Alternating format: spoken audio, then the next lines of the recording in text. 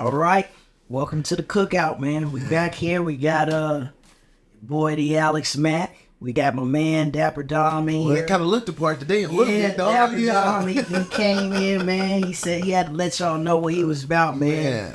What we getting in today, man? What we starting? Man, first of all, let's catch up. I think most people probably think like since we do a podcast, we probably like kick it and talk on a daily basis. Like we probably on a weekly, man, but like not daily. Not daily. Especially since we stopped working together. Yeah. You know what I'm saying? It's just not that, interaction for us to have that as often as we used to, man. So, and, we got a lot of stuff going on, too, outside of this. And I know we definitely trying to, we're ambitious and we're definitely, thinking about how we want to, change the trajectory of our lives and what we're doing. So, that's kind of the funny thing, especially as you talk about like catching up. I know for me, like, I don't know if this is a male thing or not, but I feel like a lot of my college friends, I don't talk to them all the time, but I could drop in like a year or 6 months or 3 months and it just be like, we clowning and acting up just like we was back on campus. And cause it's just, for me, I can't maintain that. We got family. It's too much, man. I think you gotta respect that too. Yeah, I got guys I went to high school with who live up here, man. We friends, and like people back home probably think like, oh man, you kick with Justin and Zach all the time. I was like, nah, bro, they got families, man. Like, like we see each other, man, every once in the blue moon, especially since they live in Fayetteville and I live up here, and although it's a short distance, like we all got these all different things. Were those two I met the night at Wellington's? All right. The coach, Since high school, since high school, man. Matter of fact, probably junior high, they moved from Pine Bluff. Their dad was a football coach. So that's how we connected. But yeah, man, work is picking up, man. But also, too, I talk about that I train kids, so it's that time where basketball tryouts, so parents hitting me up, hey, how many sessions can we get in for tryouts?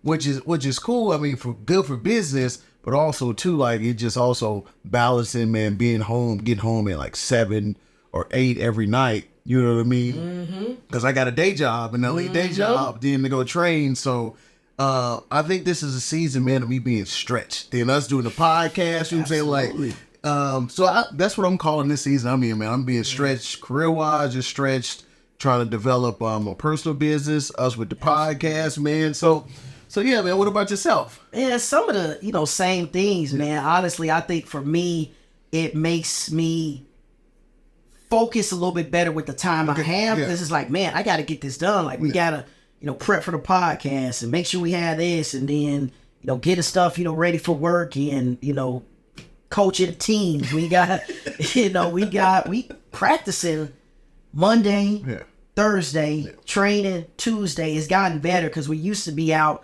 at Springdale Rec. Okay. So we were trekking probably about 20 minutes to get there. Then we were starting practice later. I think we were going, when we started, it was like 6 to 8. Yes. Then you got the boys, they want to, hang around and still get shots up. It's like, man, we got to get back down the road and get home and get dinner and all that stuff, man. So I think for me, it's very much like, hey, when I have this time, I know it's something that I need to do. Like, it's funny. My son's friends, they're like, Coach Alex, you need to get on Fortnite. Because my oldest one, Cayenne, plays Fortnite. My oldest too, and they're like, man, when you gonna play? When you gonna download? I'm like, guys, I don't know if you realize this, but like, I don't have time to just be on the game like that as much as I used to. Like, I have the systems, and for me, it's always, when I'm younger, it's like, man, you playing all the time. And I had to think about that when I try to get on my son, because it's like, man, we were outside more, definitely. Yeah. But when I remember summers, man, when it was like football practice, we had 2-a-days. We would go from football to the crib to play the game, back to football, spending the night playing the game. So a lot of the similar things that they're doing now, man. But it's like, now, we talked about it earlier, just try like finding that devoted time to do the things that helps us recharge and relax and be able to really show up the way that we need to, in our business, at work, in our relationships, at the podcast. Like, you need that. Otherwise, you're not showing up the way that you actually can, in all of those spaces, man. So it's definitely been a season of that. Excited about the summer. Excited about, just having some time with the kids, be around, some vacations potentially kind of coming up, trying to keep that on the radar, as a recharge, man. I forgot about vacations, man. Yeah, no, you got a big one coming up, man. So that's one to be happy about, man. But that's really been the main thing, just staying real busy. And like we said, in our intro, like, we both kind of shared the similar things in terms of this being a year about action. Yeah. Right. And so I think it's about intentionally showing up every day. Maybe you don't get everything done that you want to, but say like, hey, I know that I'm doing better this year than where I was previous years, where it's like, hey, I would let things get away and it'd be a month, it'd be 2 months before, I'm getting to things that I'm supposed to, man. So that's really where it at, man. We got the playoffs. Yeah, we had to play in last night. I like to sit back, man, watch sports to recharge, but also too, man, I'm watching the game, trying to learn different aspects too of it. As I train and mentor kids, man. LA pulled it off. Zion got hurt, man. I'm interested to see whether he gonna come back for Friday game against the Kings. Warriors, man, like. Was that the end? Was that the end of the dynasty last night? I mean, I think, honestly, when you look at it, man, all the good things, they got to come to the end. Like, just with, you talked about this before, like, man, Father Time is undefeated. Yeah. And when you start to, like, I feel like as an athlete, I don't think, especially at a high level like that, like, you don't want to go out embarrassed. Yeah. But sometimes your body is like, hey. Yeah. Man, I'm going to have to, like, drag you up out of here. So I applaud people who were, like, I was able to watch that Barry Sanders documentary. Well, yeah. Probably around, like, I think when we were away for Thanksgiving. And everyone, like, he was 30, like, still in his prime. I think he was going to break Emmitt's rushing record. And it's one of those things where it's like, man, the ability to be able to walk away with your sanity, with your not, crippled and hurting like crazy, trying to get out of bed and, see about your grandkids. Like, I think that's a big thing, man. But I think you gotta try to see what you can reset probably around Steph, man. Like, I think them trying to hold on. There's one way of saying like, hey, do we keep the core and continue to put the young pieces there? Yeah. But I just don't know, man, because you got some young pieces. You got Kareem and Moody and all of them. And the money that Clay is asking for. Yeah. You know what I mean? Like, I don't think, because one of my guys asked me, he's like, man, you think that's the last time we seen Clay? I said, no, he'll Hall of Fame. No. You don't want to go out like that. No. I said he got another couple of years coming off the bench for somebody, man, as a reserve. Absolutely. Getting a nice quality minutes. Yeah.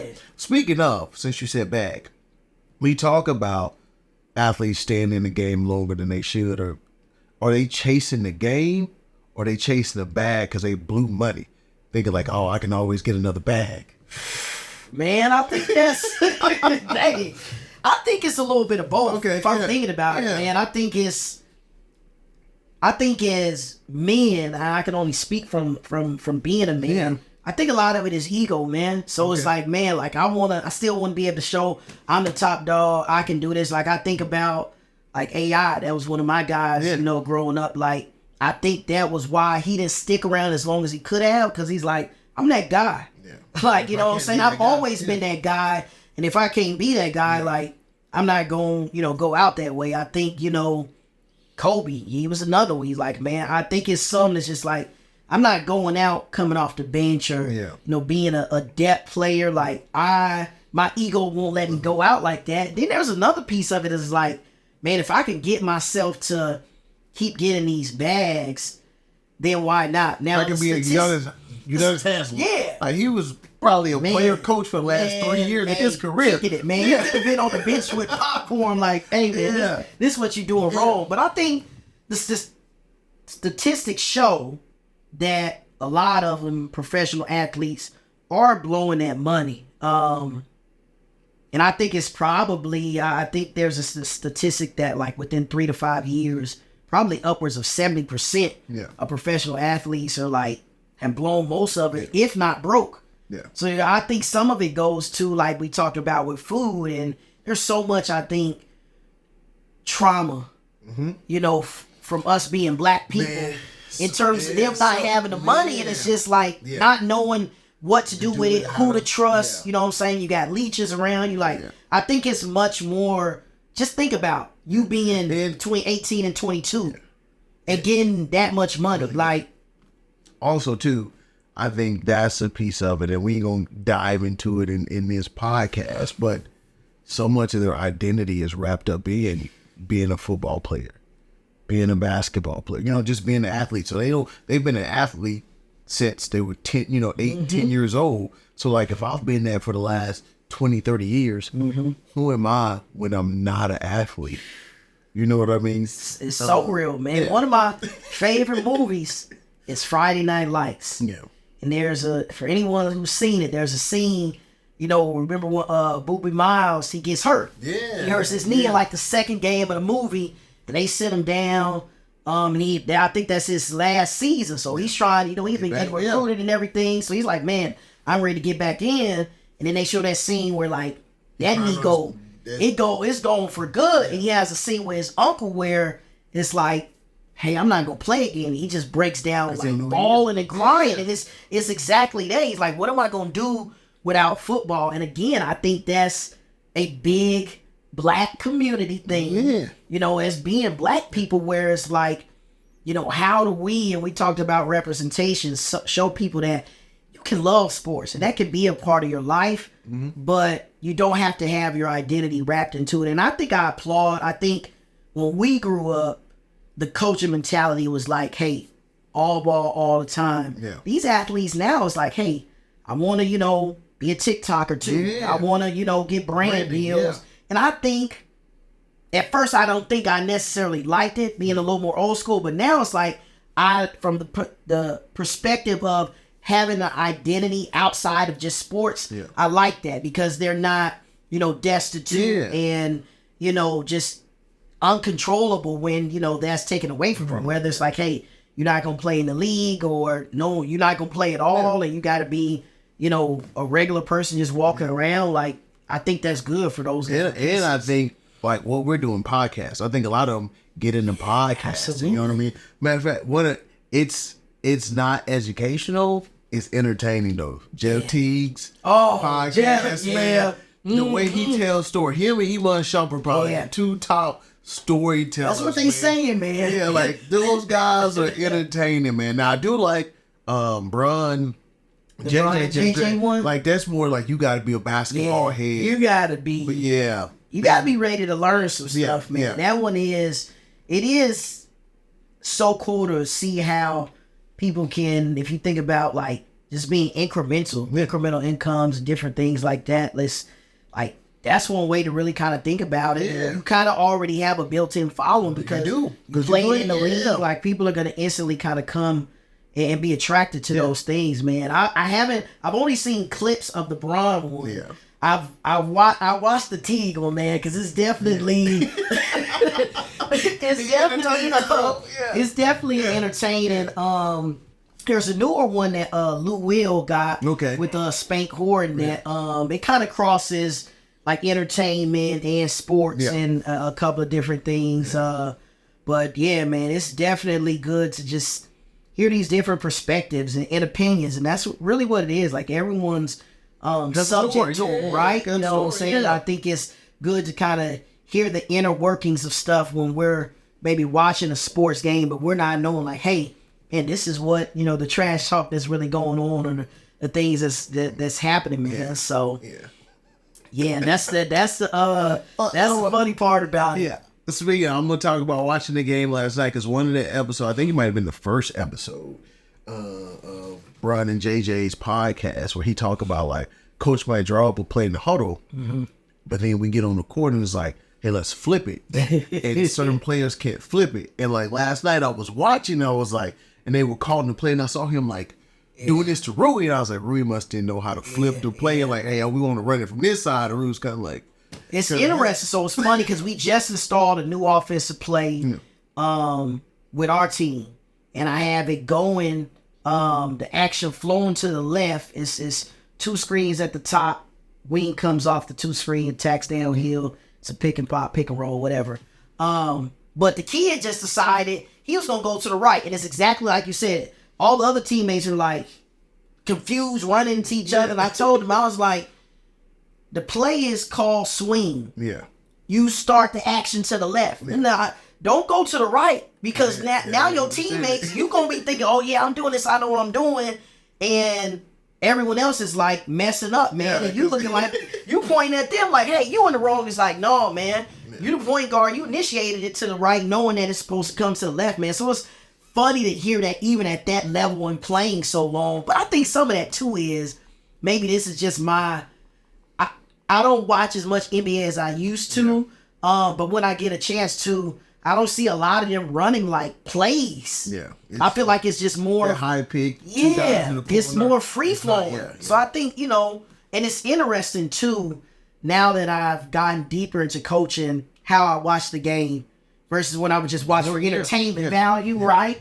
Versus now you're like, man, oh, that looks good, or like, hey, why are they dissecting that and looking at some of those things is you kind of watch the game a little bit different, man. So like, speaking of games, like when you go, like, what's your go-to when you eating? At a game, like, man.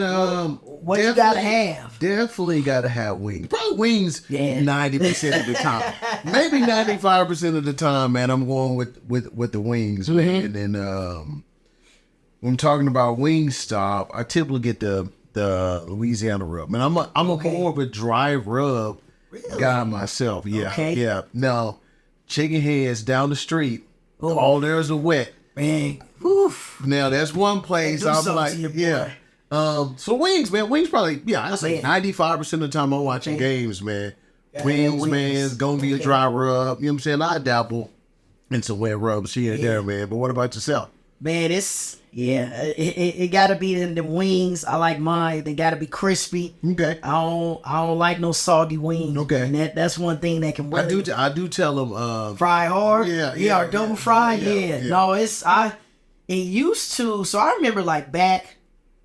I feel like when I used to like be coming up, and it could have just been like where I lived at. Yeah. The only wing spot that we really knew about coming up. So this is maybe, let's call it 10, 15-ish years ago. It was really Buffalo Wild Wings. Okay, yeah. You know what I'm saying? Like that was really the only one that was really kind of on the market. And they had the pairing of, the cold brews, the wings, the games, like the perfect kind of ambiance for all of that to kind of take place. And then I feel like now, for me, like, you can't get me to step into no Buffalo Wild Wings. Yeah, I'm surprised it's still around. Yeah, you can't get me and I feel like it was two things for me. The wings just stopped being crispy. Like when that skin is like, my teeth slide on the skin. Like I'm like, no, like you ain't do this right. I don't know who back there, but you need somebody grandma back there frying the wings. And then they start getting stingy with the sauce. Yeah. Like I don't mind a dry rub, but I got certain wets that I like to go to at certain places. And it's like, man, I got half of my wing coated. Like, come on, man, put a little more sauce on there and toss it up, man. So, have you ever had the lemon pepper wet from down in Atlanta? No. Oh man, that's one. So, chicken heads, they got a version of that. Okay. Where you can do, because like you said, all of theirs is like wet based. But that is one from Atlanta that is hugely popular. Okay. I mean, it's like one of the big go-tos in terms of how they order it down there, man. But yeah, wings typically gotta have a pile of wings in front of me. Speaking of piece every once in a while, but typically wings. Speaking of, I know the stereotype, like all black people love chicken. All black people love watermelon. Yeah. Let's talk about this chicken piece, man. Like, what do you think that love? I wouldn't even say love of chicken. It's probably like how you grew up. Like if my parents grew up on chicken, and their parents grew up on chicken, like it just naturally like this is what we ate. You know what I mean? Like what do you think that came from? Yeah, so I think a big thing, like in anything that I really like, if it's sports, music, food, like my mind kind of works the same way in terms of like, hey, why was it done this way? And kind of learn those tidbits. So when you think about chicken and kind of how we've been always linked to it, you really got to take it back to slavery. Okay. And so you got to think about a lot of our cuisine was based around the things that our slave masters did not want it at that time. Okay, yeah. So if you start to think about like, greens, that wasn't something that was desirable to them. It wasn't something that they were looking to eat. If you think about, oxtails, if you think about chitlins, I know that's a big one. Like, you eat chitlins? No, I can't eat no chitlins, man. I'm not in survival mode. I just can't. Yeah. I eat a lot of things. To me, the stench of them. Yeah. And my mother-in-law, when she was alive, she used to make them, and people always be like, "Oh man, if you do this, they not gonna stink." And I remember, she used to make them in the crib because we used to go to Orlando. We have a crib during Thanksgiving, and I will remember waking up and like taking the first few steps and being like, "What the hell is that? What the hell is that smell, man?" I'm like, "No, I can't. I just can't. The smell." I can't get past it. It's like my dad actually cooks his outside. Yeah, have like a burner. I'm with that. Don't bring that nasty smell in my house, man. That's foul. That's you asking for something if you doing that, man. But I think back to what we're saying, like all of those things came out of what the slave masters didn't want. Yeah. So if you go back to that time period, chicken was fairly inexpensive. Okay. Like growing them, raising, slaughter. And I actually had read that during the slave times, African Americans who did have farms, that was the only livestock or animals that they were allowed to raise on their farms. So if you take it back to all of that, things continue to kind of get passed on. So if you fast forward, past slavery, and you think about, what we brought along with us, because I think a lot of that time period was a shout out to the ingenuity of Black people. Yeah, for sure. Saying, hey, you give us these scraps and we create a cuisine that has stood the test of time, that people want to mimic. Yeah. You know what I'm saying? And there's places where you can go and there's a bunch of different soul food establishments with all those things I named on them. Yeah. And people will argue you down about who makes the best of, the fried chicken and the greens and, the black eyed peas and the mac and cheese.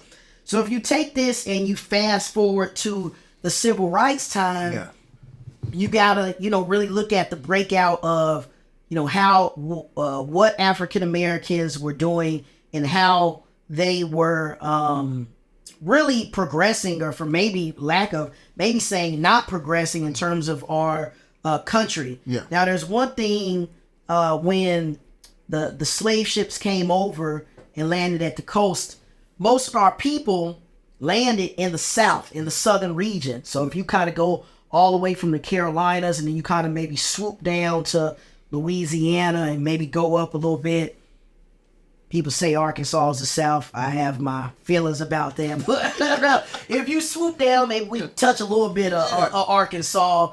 That's where we landed at. And that's where our start. If a lot of people, and I found this out about my own family, you start to go back and look, it's like our people weren't really from Chicago. They weren't from, they migrated there. They migrated there. Yeah. It was called the Great Migration because people were trying to get away from, they want to be free. Yeah, they want to get away from slavery. They want to get away from the things that were happening in the civil rights era, and conditions for Black people were much better in the northern part of the United States. And so if you just look at this, you see that culture coming from, us being slaves and the different areas that we came from. Mm-hmm. And then we're all going to these different places in the South. And then from the South, we disperse and we're taking that food culture with us in all of these different areas and dropping these different things off. So again, when you go to the civil rights era, you get there and you realize that, Black people are really trying to survive. And again, with chicken being inexpensive, it's like, hey, how can I make food that feeds all the people that I have in my family that can stretch? I'm not able to go out there and go get steak. I'm not able to out there because if you look at those prices, and even now I think pork might be a tad bit cheaper than chicken. Yeah. But for most parts, chicken is pretty much always going to be the cheapest protein that you can feed your family off of. That's really where those things stuck with us. Yeah. And I think we are a culture that's big on tradition, right? Yeah. So it's like, hey, you know, great grand is like, hey, this is what we eat, and then they pass it down, and it keeps getting passed down to the generations from there. So I think that's where it comes from. The stereotypes that kind of, you know, painted in a crazy way, I think, to me, again, is just a nod to the ingenuity that we have as African Americans to be able to survive on things that people did not want at that time. Speaking of, we were talking about wings. Now, I was reading, and you put me up on it, like the history of the buffalo wing. Yeah. Who created it? I think it was a debate in Buffalo, New York, whether John Young and Teresa, I think Bellissimo, which one of them created the buffalo wing? And then also too, as I started researching even more, they were even saying that like maybe not even John Young created it. He got it from, as you talking about how we arrived at Coast, a place in Washington, D.C. was doing wings and things even before. Absolutely. Now, you know, no disrespect to other ethnicities and stuff like that. Because you talked about the ingenuity of food. Yeah. I feel like that's something we probably did. Like, look, can I cut this? Yeah. Chicken, you know what I'm saying? Like, yeah. I definitely, so I think if you take that, if we, maybe no pun intended, if you break this chicken conversation down, everything has a price, right? Yeah. So even if you look at the store, and wings are close, but if you break a chicken down, the breast is the most valued, so it's going to be the highest cost. Then so any white meat is going to be the highest, and then you can start going down. I think now if you look at it, wings will be behind breast, and then you probably will have a toss up between thighs and legs. I think thighs probably could be last. And it's probably because, you know, seemingly in our culture, the healthier foods are the most expensive. And if you're looking at the genetic makeup of the chicken, the breast is seen as healthy. It's the leaner meat. It's also too a little more drier too. But I think on the average it has about 10 grams more protein per pound than the dark meat, you know what I mean? So it's healthier. So probably that's why it's expensive too. Less in saturated fat. But that's the thing, like we talk about balance and healthiness, like that saturated fat gives the juiciness of the thigh. Yeah. Which that's my favorite piece of meat. Me too. The thigh. Oh my gosh. Yeah, that's and it kind of gives you a little more leeway, man, when you're cooking it, because like you can dry a breast out real quick, bro. Yeah. If you don't know what you're doing, you definitely can. And I think, you know, to that piece, again, our people were like, hey, how can I make my money stretch? Yeah. So I can get chicken, but I may not be able to get breast meat. You know what I'm saying? Yeah. And one thing I learned just from being in product development in the food industry, there's so much of this. It'll be fun for you guys to understand the behind the scenes of what goes into this, but it's so much research. A lot of people don't like the appearance of dark meat chicken, even if they feel like it's juicier. Yeah. So if you think of like, the funny thing about it is if you go to a traditional, or let's call it a Chinese American place, non-chain, they'll still use thigh meat in their like orange chicken and General Tso's and all of that.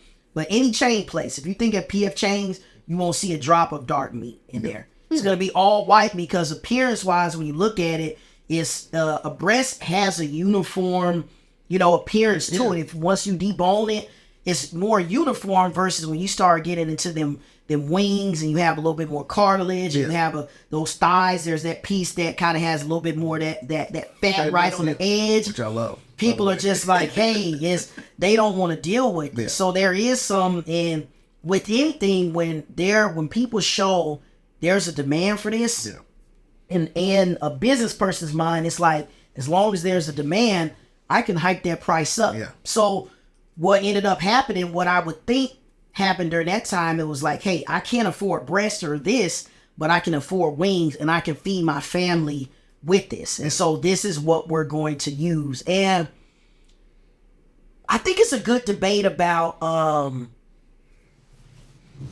I think in history it's always hard to go back because to me, history isn't linear, right? Yeah. So you don't know what was happening in one part of the country at the exact same time. I think about like one of the ones I kind of laugh and kind of think about is like people would be like, who invented trap music? Some people say T.I. Yeah. Some people, the names I hear the most are T.I., Jeezy, or Gucci, right? And I think there's a difference. I kind of think about it's a difference between who popularized something versus who created. Like to me, I probably think as a person who's in music, I tend to kind of say Tip created, trap. Yeah. I like to think that, again, being a big Jeezy guy, for me, I feel like he took it to the heights, right? Yeah. And some other people took it from there. But I think in any of those discussions, there's no way that you can say that all three of them, or two of them, or whoever you're saying, didn't have a blueprint or an imprint or influence on that. And I think it's the same thing with the chicken. So you think John probably say he created it, was doing it before, but Teresa popularized it. That's exactly what I think. And if you go back into the history with John Young, I think context is important. Yeah. So he had a place that was open, the Wings and Things place that he created in Buffalo. He had a place that was open. I feel like the history books are saying before Bellissimo had it, an Anchor Bar was popularized for having chicken wings. Two things there. The location of his place in Buffalo, you got to think this was during the Civil Rights era. This was during the 60s. Sure. Yeah. So there was going to be a limit to how popular his wings could get because white people weren't going to go on the black side of town to go get no chicken wings in the 60s. They say Teresa's husband used to slide over. He was probably sliding over there. He had his sunglasses on. Like, hey, man, can I? And I did read that. Yeah. That Johnny Young says that he was coming there and serving him. And so that's the tricky part about history because, and you're trying to go back and talk concrete to people. Validation, right, and that are either dead, and then their families are going to ride for their families. Yeah, if I'm Bellissimo, I'm saying, no, my mom made this. We done built our brand off of this, and it's a game of telephone. They don't know that to be sure. Yeah. They're just riding for like, hey, this is the family name. This is Anchor Bar. We saying we created it. So I think it's that piece with the segregation. There was going to be a limit to how popular he could be in Buffalo. And then the other piece was there was a race riot in 1967 that drove Young out. So he never really got to spread what he was doing, even for people outside of probably our community. Say like, no, he the OG of chicken wings, and because he was doing it even before he got his business license. He probably would have. He probably would have expanded. Yeah.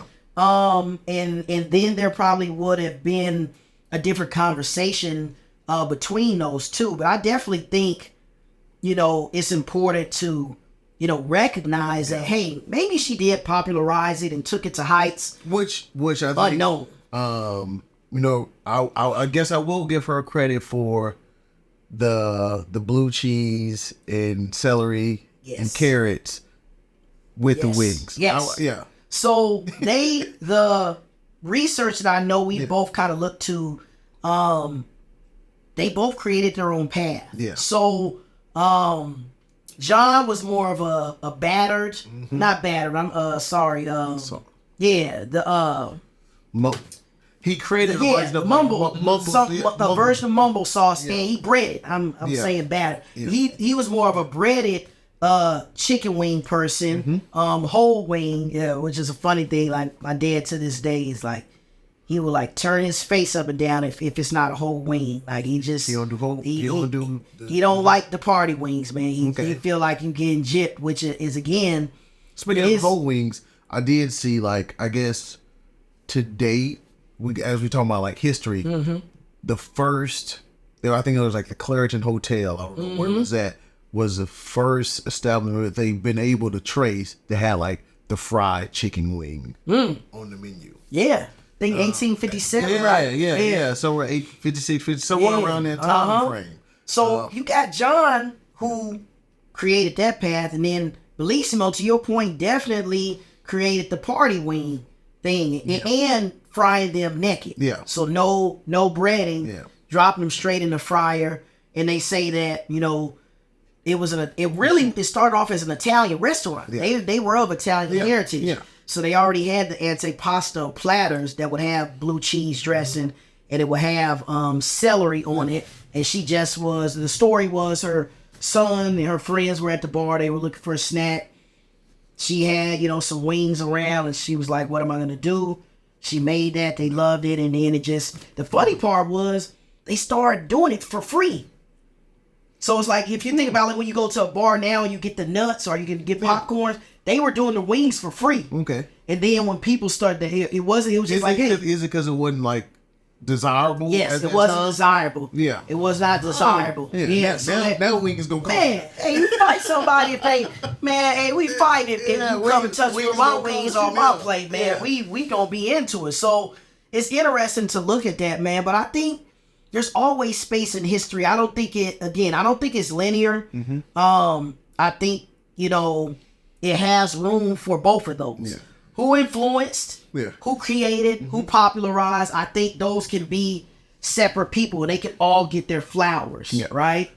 Oh, so when we talk about, we're talking about chicken and the genetic makeup and the breakdown and like what was most desirable and most expensive. And we talk about like the darker meats was typically the cheaper meat, but also too, the fattier ones and the less healthier ones.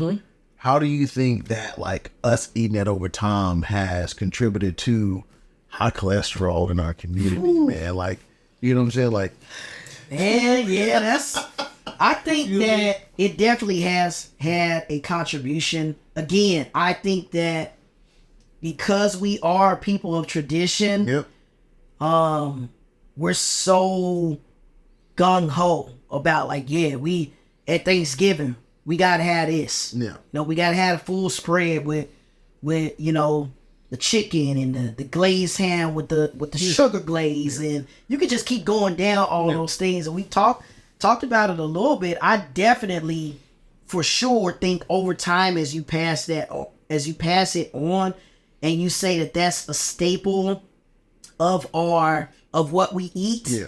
Sometimes just not on special occasions. Yeah, for sure. Then I think it does. And again, this is not me being an expert, but I think, if you look at the Asian diet and what they're known to consume, which is, pretty much, rice, and protein, and it's probably daily, right? And it could be multiple times a day, versus like, you look at ours, there's an index I looked at for obesity, and it basically just kind of shows you like the percentage of population that is obese.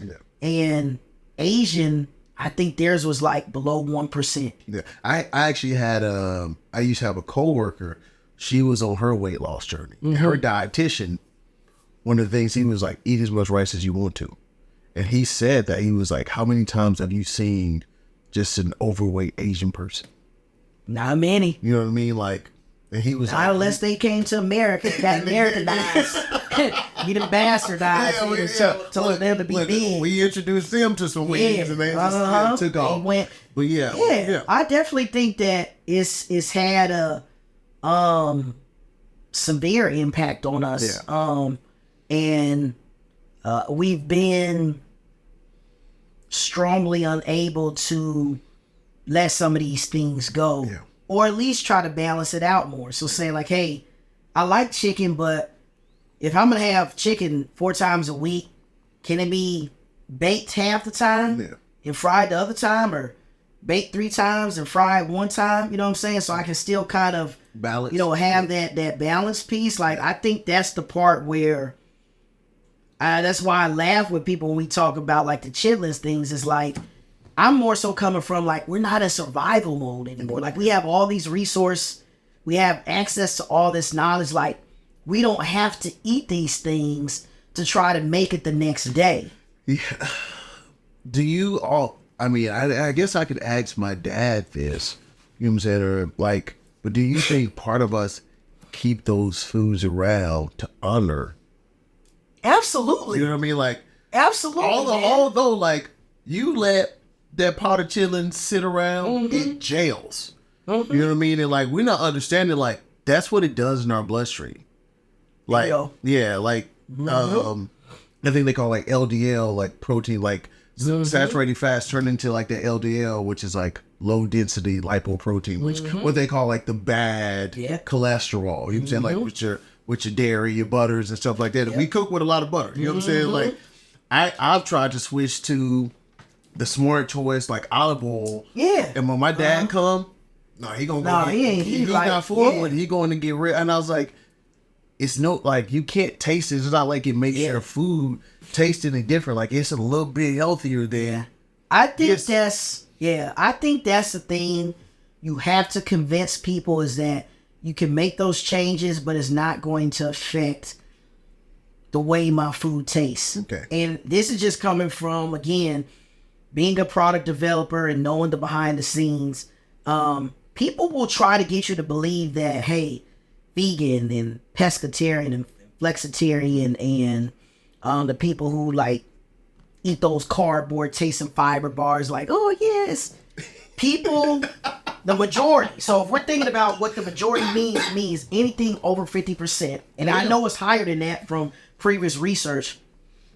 Most people eat food for taste, for enjoyment, right? So if it don't, there's always a niche. Right? And it's not ignoring that. There's always going to be people who say, hey, I'm going to eat, Impossible Burger. I'm going to, be vegan. I'm going to be, but that is not a sustainable economy. Yeah. It's not something that's thriving when you go and look at the numbers, and you go and look at the sales of Doritos, and you go and look at the sales of veggie straws. Yeah. The numbers speak for themselves. When you go and look at, burgers were made with traditional meat versus burgers made with, non-meat products. Yeah. The numbers speak for themselves. They tell you that people eat because they want food to taste good. And do you think, though, the numbers tell you that because of price-wise, too, and I'm trying to make my dollar stretch? Because, so let's take our kids, for instance. Like, when they were born, if we start introducing them to veggie straws instead of Cheetos or Doritos, and they've never tasted. You know what I mean? Like, I got a friend whose son doesn't really drink anything but water because that's all they've never really introduced him to anything else. So even now, to this day, you might ask him, like, does he want juice? He's like, oh, give me water. Now, I tell you what, though, he did, at my son's birthday, ask for some juice, so he will have some. But like, do you think it's because too, like, those are the cheaper processed foods to where we're trying to make my dollar stretch? So I'm eating Doritos instead of veggie sticks, or I'm eating chicken thighs instead of chicken breast because it's cheaper. Because I mean, I don't even know for myself, man. I done picked up a package of meat that say $7.98. Now I see another one that say $7.46. It was like, let me get to $7.46. It ain't even 50 cents different. You like, but I'm taking, you know what I'm saying? Like, so it's like, do you think the numbers reflect that too as well? Because it's like, I have to choose this because I know we talk about like, while we eating chillins because we're not in survival mode, but some people are still in survival mode. But although if you eating chillins, you ain't in survival mode because them buckets probably about $30 or so now. Yeah, like where they used to be spread up. Now they about $30 a bucket. You're gonna need at least feel how many people? 2 to 3 buckets. You know what I mean? So how many pounds is in a bucket of chitlins? I had to look that like up. The red ones. Yeah, I had to look that up. I don't know. We'll follow that one up. But we got our producer in here. What's our producer thing? In a pound of red, the red bucket with the white top. Either 5 pounds or 10 pounds. Dang, and then how much do you feel like it cooks down? Oh, bro, it cooked down. Like if you feel like, boy, how much could one bucket serve? The bucket starts here. Yeah. You probably gonna get this much consumption out that bucket, man. That's why you need multiple. So it cooks down to be about like 25% of what came in. Probably so, bro. Yeah, because you got to clean them and wash them. Yeah. And then it definitely ain't 50%. It's somewhere between 30 and 40%. Like definitely ain't 50. That's what I'm saying. You need multiple buckets, because. To me, I personally believe that Americans like to eat good food regardless of how much it's going to cost them. Okay. Now, again, I'm not trying to use IG or social media as a official authority on research. Yeah. But a lot of that is telling in terms of what you see come across your timeline. Like I seen somebody that took a pickle, chopped it up, coated it in hot Cheetos, and dipped it in ranch. Yeah, bro. Yeah. So I feel like that's a big no for me. I feel like Americans, and you can see it in terms of the body types. Yeah. You walk around and see the body types, and this ain't about body shaming, you know what I'm saying? Because you could be my size and you can be unhealthy. Yeah. But we also not, and my thing is, I hate how we, I gotta be careful with this one. I hate how we try to make everything okay. Yeah. So it's like, oh, like, I'm big, that's okay. Yeah. You know what I'm saying? But do you know, like, how you killing yourself? Yeah. I think the biggest thing is, are you healthy? Yes. Your size. Yes. And like you just said, Again, you can be your size, but be unhealthy. Yeah. Yeah. Like, so, if you big boned, but you healthy, I want you, because we're not all. Absolutely. Yeah, we're not, it's not this cardboard cookie cutter model of how we supposed to look. Yeah. Brother Alex liked the meat on the bone. Like, don't get it twisted. I like that meat on the bone. Yeah. You know what I'm saying? But I feel like I think it's more about what does your health reflect? Because I do feel like there are a lot of people who body shame and they're like, okay, this person like, hey, I've been working out, but it's like, well, why do you look like that? And there's so many different variables that go into weight loss, especially when you're talking about women and the hormones, all the different things that they're going through. Like I said, I talked about, like, I'm figuring out, like, what does my new health journey look like, not being able to just run and play basketball like I used to. But, like, as you get older, too, that testosterone level dropping, so you ain't burning calories just naturally like you used to. So, like, genetics play a part. Absolutely, all of that. Yeah. But I think that, and I'll maybe speak for myself, there's not a lot of people that are eating food for functionality. Okay. There is a niche of it. There are people that are hardcore, and it should be a balance, though. You know what I'm saying? It should be a balance. It should be a balance, for sure. Take the time to figure out, like, how this food makes me feel. You know what I mean? And not saying you can't have chicken or whatever that is, but, like, man, let me listen to my body and say, man, last time I had 10 wings, I felt just heavy and just lethargic and I had low energy. Let me try to scale it back and eat 6 to 8. See how I feel. That's another way of balancing out. Yeah, let me not eat all the fries. Get fries every time with my wings. Let me get let me just, although it's awful because I do it sometimes, like, just let me just eat the carrots and celery. Or, we still got the option. Let me get the corn. Let me get the Cajun corn. Kind of be. Let me switch it up. Yeah, that's what I'm saying. No, I think that is to me, I just call it what it is. I think I know more times than not, there are some times when it's like, like, I'm not a big kale guy. I don't like how it tastes. Yeah. But there are some times when it's like, man, I'll, do a kale salad just because it's like, man, I know I've been wrong this week. I know I've been out of order this week. I done had burgers and fries and pizza, and I need to try to do, something to try to rectify. Yeah, and speaking of that, like, I know sometimes people almost like want to punish themselves for like, oh man, I eat pizza all day yesterday. I'm not gonna eat today. No, you still need food. You need fuel. Yeah, you need to like what you just said, fuel. Like what foods fuel my body? Like that's what we need to start figuring out too as well. Speaking of, you said you like the meat on the bone. Yeah. How you feel about boneless wings? No, hey. My partners will tell you, if you come out and eat wings with me, and you get boneless wings, I'm gonna talk about you. Man, I'm gonna talk about you bad too. I catch up with a few guys for lunch on a monthly basis, and they had invited this new guy. Man, I'm not gonna say his name. Ain't gonna put him like that. But when they brought him his wings, he had boneless. I said, "Hey, bro, you can't sit by me. Ain't no way you can sit by me and eat these boneless wings." Like, you can't even call it a wing, man.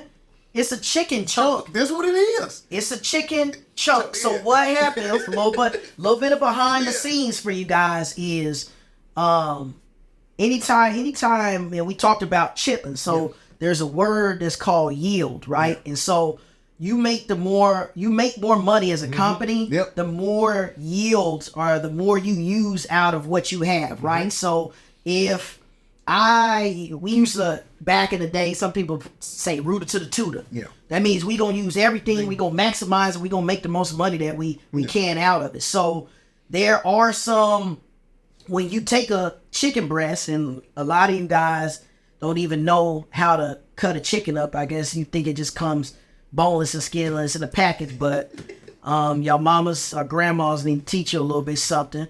But when you cut that chicken breast, you want it to look good in that package. So there's part of that chicken breast. The tenderloin is actually part of a breast. Yeah. It's a part that hangs down beneath a chicken breast. And typically they pull that out and they send that to another part of the line for other products that they're making. So it could be for chicken tenders, and we're trying to maximize everything that we have. And those chunks, that's all that is coming. There are some people who it's gonna have a higher price point. They'll take a chicken breast and chunk it. Yeah. But there are some people who are just trying to find, hey, as we're carving up that chicken, what are the pieces that we can have that we can send to this production piece to be produced? So it's really and guys, don't make it seem like something bad. It's a byproduct. Yeah. There's nothing wrong with it, but it is a byproduct. I mean, just like the chicken nuggets you get from McDonald's. Yeah, it's byproduct. It's not the premium part of that animal. It still is meat. Yeah. For you idiots that's running around talking about it ain't meat and it's bones and all of that, you don't know what you're talking about. It's the same, and it's the same thing when you go and look at different animal proteins. Yeah. A business is trying to maximize, get the highest yield of that animal so that they can make the most money. If I can only, if I have a chicken and I can only get even an 80% yield on a chicken, that means you're leaving 20% that you can't sell and make any money off of. Yeah. You know what I'm saying? Yeah, so you want to really like, it depends on what type of items you're making, but when I used to be, big into the poultry and the meat, like, if you can get, 95, 97%, like, that's world-class type of yield to be able to get out of that. Meaning, because you got to think, you got bones, that's not usable. You got, cartilage, you got other pieces that are part of that bird. So that will you're automatically saying, hey, I'm taking X%, 5-10% off the top, because I can't sell this to anybody. So I think it's no boneless wings. Yeah. So there's boneless wings around here. Yeah, speaking of, put in the comments whether you by the way, I forgot, flat, drum, or boneless. Look, we probably gonna We'll go with bowling zeal. Yeah, you put that. You can put it in there, but we'll drop that in. We'll drop that in. Yeah, or you flats and drums real quick for all flats, baby. Man, I got hey, I don't know what it. See, the drum people try to make you feel like you get more meat. Which they say you do though. They do. I think you probably technically do, but I feel like the flat eating experience. The flavor's much better. The flavor's better, and it's so smooth for me. Like I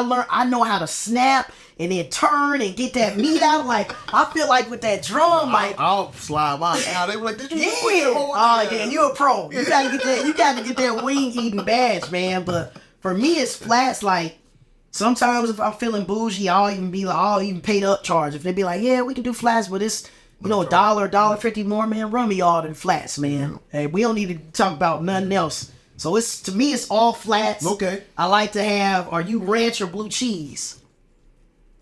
Ranch, bro. Okay.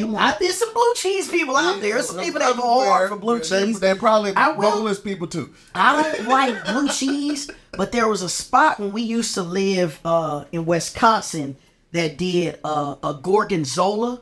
So it's from the same family as blue cheese. Okay. Blue is blue. You can see like the in there from the fermentation, and then the gorgonzola has like a greenish tint in it.